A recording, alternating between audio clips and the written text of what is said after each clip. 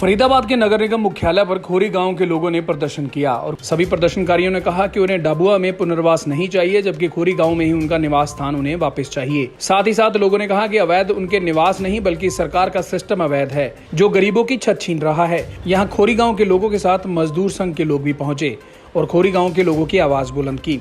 बता दें कि सुप्रीम कोर्ट के आदेश के बाद फरीदाबाद के खोरी गांव को सरकारी जमीन पर अवैध कब्जा बताकर वहां तोड़फोड़ की जा रही है, जिससे वहां के लोग बेहद आहत हैं। मेरा नाम सीमा है, मैं अपना पुनर्वास के लिए आई हूँ। वो भी ऐसा पुनर्वास चाहिए मुझे, ना मुझे वहाँ पे पैसा भरना पड़े और ना मुझे डबुआ में जाना है। मैं जहाँ से आई हूँ खोरी गाँव से, मुझे वहीं पे रखा जाए।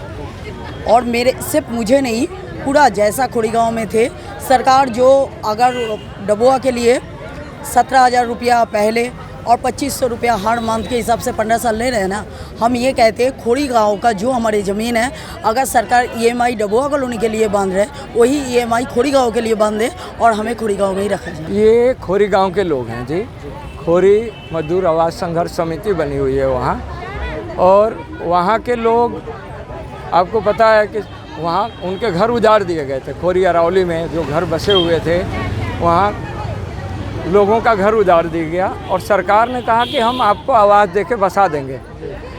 होना ये चाहिए था कि सरकार को पहले आवास देके और तब उनके घर उजाड़े जाते कि वो अपने बाल बच्चों के साथ सुरक्षित किसी घर में पहुंच जाते और सरकार तोड़ लेती। कम मना कर रहे थे वो, मगर सरकार ने क्या किया कि पहले उनके घर तोड़े। और अब सरकार योजना बना रही है कि हम तुम्हें वो पेपर ले आओ, ये पेपर ले आओ, आधार ले आओ, आप कितने साल से हो। मतलब सरकार एक तरफ जो सरकारी काम चलता है अपनी गति में, उससे भी बुरी गति में चल रहा है। और वहाँ जो है गरीब लोग उस उजाड़े हुए अपने खंडहर में अपने बच्चों के साथ इस बरसात के दिन में बैठे हैं। हम लोग सब जानते हैं कि इस शहर में डेंगू फैला हुआ है। अभी सरकारी इसी नगर निगम के कर्मचारी जाएंगे, लोगों के कूलर देखेंगे, इसमें मच्छर पैदा होता है, उस पर जुर्माना लगाएंगे। ये तुम्हारा घर है, इसमें पानी बंद है, मगर वहाँ तुमने घर उजाड़ दिया। हजारों लोग जो अपने मलबे पे बैठे हैं जंगल के भीतर, उनके बच्चों को मच्छर नहीं काट रहा।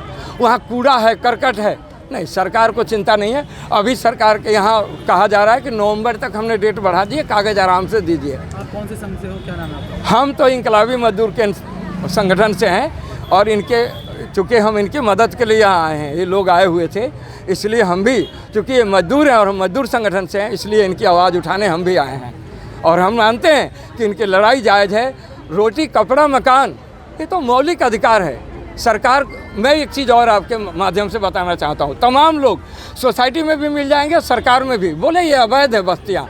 अरे अवैध वो नहीं है, अवैध आपका सिस्टम हो चुका है जो एक छत अदनासा नहीं दे सकता गरीबों को, अवैध वो नहीं है। इसलिए हम इनकी मांग जायज़ है, हम इनके साथ हैं। फरीदाबाद से राजेंद्र दहिया की रिपोर्ट।